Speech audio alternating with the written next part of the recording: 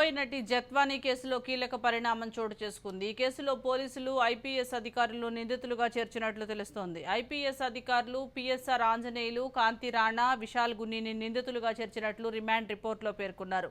పోలీసులు ఈ కేసులో A1గా ఉన్న కుక్కల విద్యాసాగర్ను అరెస్టు చేసి కోర్టులో హాజరుపరిచారు.